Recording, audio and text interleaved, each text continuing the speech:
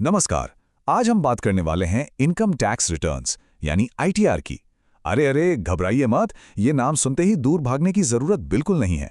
असल में हम इसे एक बोझ की तरह नहीं बल्कि एक ऐसे टूल की तरह देखने वाले हैं जिसे ज्यादातर लोग समझ ही नहीं पाते। तो चलिए आज आईटीआर की असली शक्तियों को जानते हैं। मजेदार है ना? लेकिन सच कहूं तो टैक्स के बारे में महसूस भी कुछ ऐसा ही होता है। थोड़ा कंफ्यूजिंग, थोड़ा फ्रस्ट्रेटिंग। हम सबने कभी ना कभी तो ऐसा फील किया ही है। क्यों, सही कहा ना? लेकिन आज हम आईटीआर फाइलिंग को एकदम आसान बनाने वाले हैं।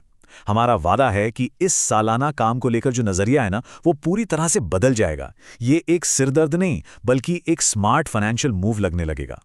ठीक है, तो अब समय है एक मजेदार rapid fire myth busting round का। हम उन सभी गलतफहमियों को एक एक करके दूर करेंगे जो आईटीआर फाइलिंग को लेकर फैली हुई हैं। तैयार हैं? चलिए शुरू करते हैं। ये सबसे बड़ा मिथक है। अब ग्रॉस इनकम और टैक्सेबल इनकम में फर्क को समझना बहुत जरूरी है। मान लीजिए आपकी कुल यानी ग्रॉस इनकम है 3 लाख रुपए, जो कि बेसिक लिमिट से ज्यादा है, लेकिन एटीसी जैसे डिडक्शन के बाद आपकी टैक्सेबल इनकम 2.5 लाख से कम हो जाती है और टैक्स 0 हो जाता है। इसके बावजूद आपको आईटीआर फाइल करना ही होगा क्योंकि आपकी कुल आय लिमिट से ज्यादा थी। जी नहीं, ये बिल्कुल भी सिर्फ 9 से 5 जॉब करने वालों के लिए नहीं है।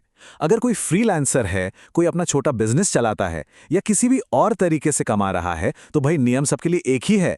आपकी मेहनत की कमाई का हिसाब रखना जरूरी है। ये एक बहुत खतरनाक सोच है जो बहुत भारी पड़ सकती है। क्या वाकई पेनल्टी थोड़ी सी होती है? इस सवाल पर एक पल रुकिए, क्योंकि इसका जवाब आपको हैरान कर सकता है। जी, 5,000 रुपए तक। और ये तो सिर्फ एक छोटा सा उदाहरण है। कुछ मामलों में ये और भी ज्यादा हो सकता है। तो ये कोई छोटी मोटी बात नहीं है जिसे नजरअंदाज कर दिया जाए। इसे हल्के में लेना मतलब सीधा अपनी जेब पर हमला करना। चलिए अब डर और मिथकों की दुनिया से बाहर निकलते हैं और बात करते हैं आईटीआर फाइलिंग की असली सुपर पावर्स की। ये वो फायदे हैं जो आपको एक फाइनेंशियल सुपर हीरो बना सकते हैं। तो सबसे जरूरी बात यह है कि आईटीआर को सिर्फ एक टैक्स डॉक्यूमेंट की तरह मत देखिए। ये है आपका फाइनेंशियल पासपोर्ट। ये आपकी फाइनेंशियल क्रेडिबिलिटी का सबूत है। मतलब इस बात का प्रूफ कि आपकी एक स्थिर और कानूनी आय है।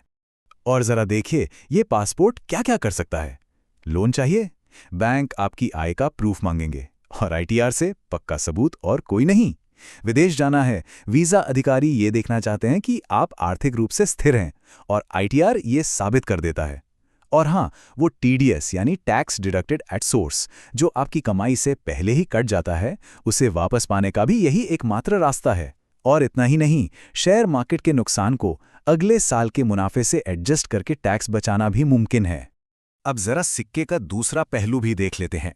अगर कोई सोचता है कि अरे क्या फर्क पड़ता है, तो आईटीआर फाइल न करने के क्या गंभीर परिणाम हो सकते हैं और कौन से मौके हमेशा के लिए हाथ से निकल जाते हैं, ये जानना बहुत जरूरी है। इसको प्रिया की कहानी से समझते हैं।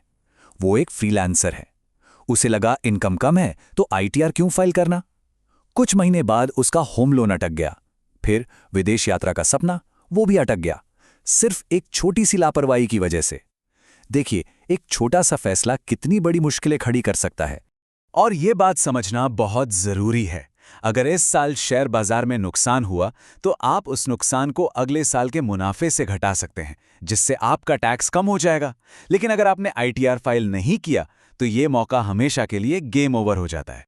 कानून में कुछ ऐसी शर्तें भी हैं जो कहती हैं कि अगर आपकी इनकम 0 भी है, तब भी आपको आईटीआर फाइल करना ही होगा, जैसे कि विदेश यात्रा पर बड़ा खर्च या ज्यादा बिजली का बिल। इन नियमों का पालन न करने का सीधा मतलब है इनकम टैक्स विभाग से नोटिस मिलना, और वो तो कोई नहीं चाहता। तो आज हमने जो कुछ भी सीखा है उसे एक साथ लाते हैं। अब आईटीआर फाइलिंग को एक बोझ नहीं बल्कि अपने फाइनेंशियल भविष्य को सुरक्षित और मजबूत बनाने के लिए एक स्ट्रेटेजिक टूल के रूप में देखने का समय आ गया है। तो ये हैं आपके फाइनेंशियल चीट कोड्स। हर साल फाइल करें, इसे अपना पासपोर्ट मानें, अपना टीडीएस रिफंड क्लेम करें और नियमों से अपडेट रहें।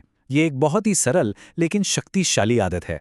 तो अब इस विश्लेषण के अंत में चुनाव आपका है। क्या आईटीआर को एक बोझ के रूप में देखना जारी रखेंगे या इसे अपनी वित्तीय स्वतंत्रता की कुंजी के रूप में अपनाएंगे? फैसला सोच समझकर कीजिएगा।